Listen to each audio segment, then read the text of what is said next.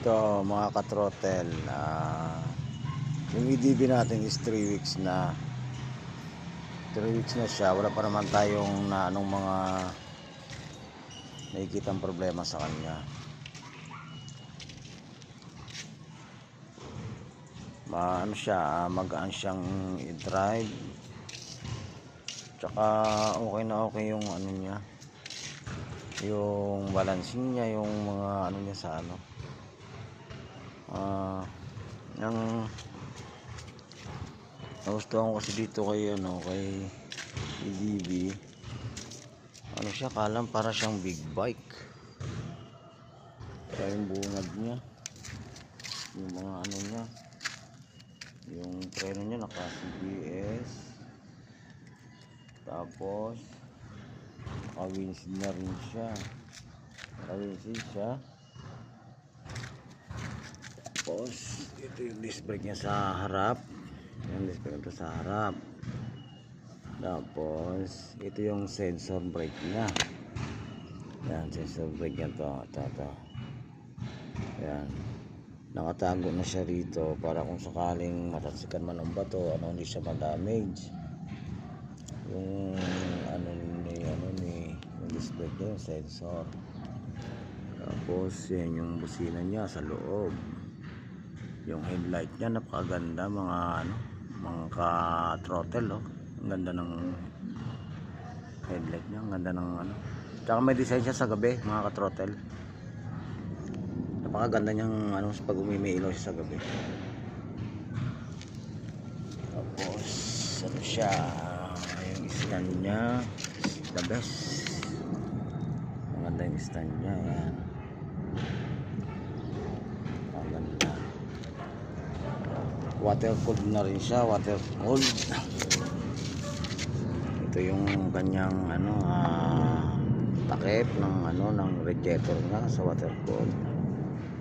Tapos yung inverter niya doon sa kabila.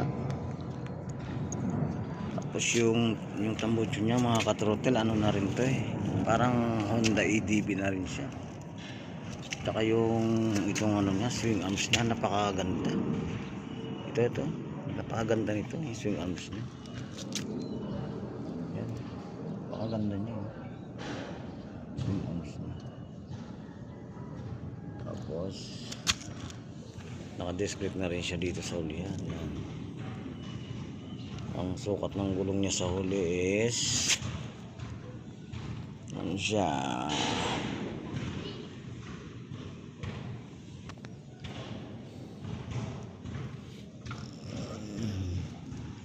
13/70 ang gulong niya sa hulihan, mga ka-throttle. 70/30/13. Tapos ito pinaganda rin yung nakagano ito. Tapos yung ilaw sa likod, yung LED light niya, yung brake light niya, suspension niya. Yung kay yung di pa ni Adventure X, wala siyang kill switch.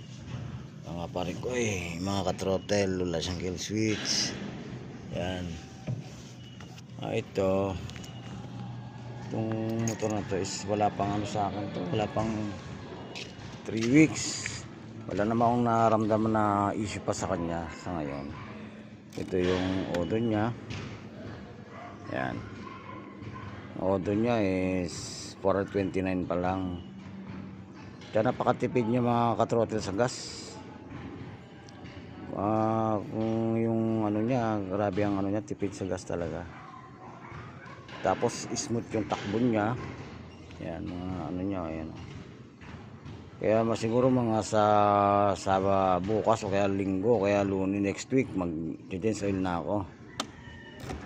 Kasi magpa 500 kilometers na tayo next week. Yun lang ko sa kanya, mga ka-throttle. Ang ganda rin ng handlebar niya, ang ganda nito. Ibay, solid to, solid yan. So, ito yung niya, passing light. Ito, passing light niya to. Passing light niya. Ito yung signal light nya, naka FI na rin po siya, FI. Tapos naka 4 valve na po siya, water cooled. Ayan o, yun yung naka-erosi ngayon kay Adventure X. Kaya napakaganda. Tsaka na-adjust din po yung ano niya, na-adjust. Tapos kung kayo ay malaki naman, dapat ang mga height natin dito kay Adventure mga nasa 5'6" or pataas, kasi kung mga 5'5", 5'4" ka, mahihirapan ka. Kasi medyo ano siya, medyo mataas siya. Ako 5'6.5", pero nakatingkad ng konti. Kasi mataas talaga sa Adventure X talaga.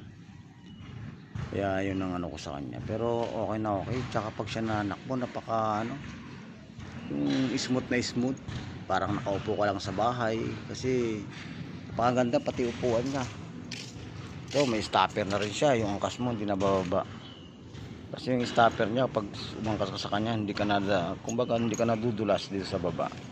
Ito po ang gas tank niya, sa harap na rin. Hindi mo na kailangan bumaba para magbukas ng upuan.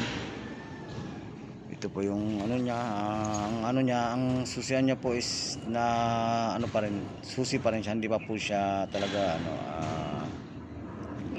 keyless. Hindi pa siya keyless talaga. Yan ang ano sa kanya. Tapos meron siyang ditong box.